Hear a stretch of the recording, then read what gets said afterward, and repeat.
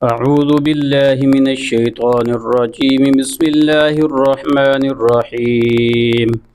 ياسين والقرآن الحكيم، إنك لمن المرسلين على صراط مستقيم.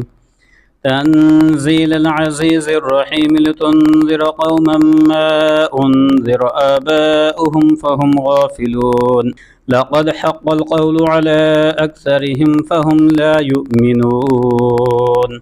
إنا جعلنا في أعناقهم أغلالا فهي إلى الأذقان فهم مقمحون. وجعلنا من بين أيديهم سدا ومن خلفهم سدا فأغشيناهم فهم لا يبصرون.